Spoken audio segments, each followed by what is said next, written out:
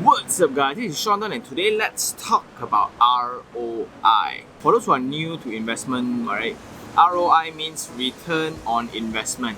So it depends on, like, let's say I invest 1,000 today, the return is 10%, I get 100 ringgit back on a year. So ROI is usually calculated on per annum basis, which actually means a year. Okay, so if you invest into properties, so they will always say like 4%, 5%, 6% ROI. What does it mean?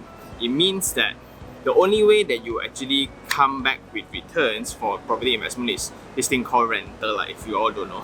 Right? Rental, let's say for ease of calculation, you purchase a property that is 500,000. Okay? A 500,000 property, a month, let's say you rent out 2,000. Okay? 2,000 rental for a 500,000 property. What's the ROI? How you calculate it is actually 2,000 times a year, which is 12, right? So it's actually 24,000. 24,000 you divide by 500,000. So it's actually that amount, right? I'll just put it down here because I don't have a calculator right now. So what's a good ROI rate for properties? It used to be like 7 to 8, that is actually exorbitant amounts last time, right? Now it's actually anything above the fixed deposit rate.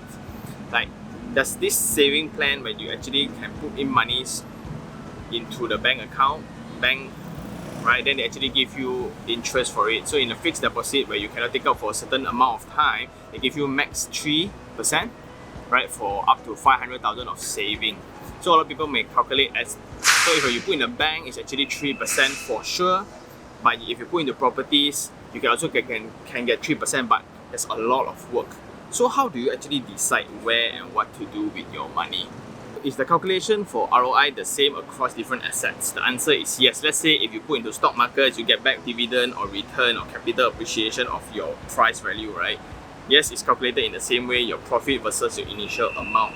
So this, I want to stress this because we talk about the initial amount, your capital. Okay, so let's say some people may come to me, hey, my stocks is actually 10% per annum. That is, number one, you are very good with stocks, congratulations. Number two, 10%, let's say if you have let's say you have 50,000 now. 50,000, you get 10%. So a year, you get 10% return, very good. But 5,000 a year. What happens if you put into property? 50,000 let's say I don't buy all, I put 40,000, I buy a 400,000 property. So a 400,000 property, let's say 1,500 a month. That would be 18,000 a year. Would be 4.5% if the investment amount is 400,000. Provided, but what's my initial capital? It's also 50,000. Okay, so but the difference if 10% of your capital in stock markets or savings or whatever other investment, right? But 4.5% is upon the entire amount. So usually what people actually cough out is only 10% of a property. So that's the thing I'm trying to stress about here, is that leverage. Okay, properties is only one of the only things that bank is willing to loan you money to make money, unlike stocks. So you won't get a friendly loan from, oh bank, I want the 100,000 so I can buy stocks. Unless you're a super mega fund manager, maybe. But then for normal average Joes like us, that's the difference. So the 4.5% just now, for the case where every month you get a 1,000 over a 400,000 property, right?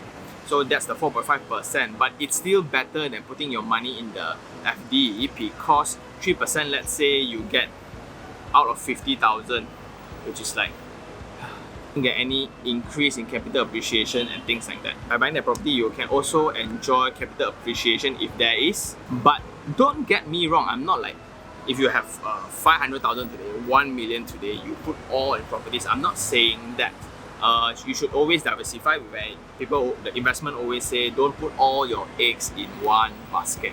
So have some savings in cash, have some savings in stock market, blue chips, have some savings in property, have some in insurance or whatsoever, right? So it depends on where you are in your life and what kind of risk appetite you're having, because risk return, Like I always say, higher the return, lower the risk, lower the return.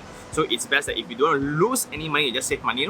So there's no for sure win, but higher percentage of investment will be found if you actually do your homework.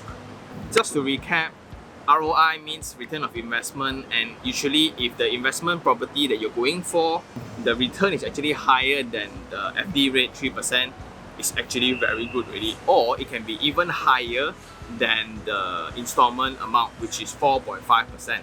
Right? So as long as it's higher than that, it's a very good buy already. So have no worries. These versus other investment assets, which is like stocks or bonds or savings, right? So those tend to have higher returns. People always sell, but it's on the actual amount, right? So property is over the leverage of 90% comes from the bank.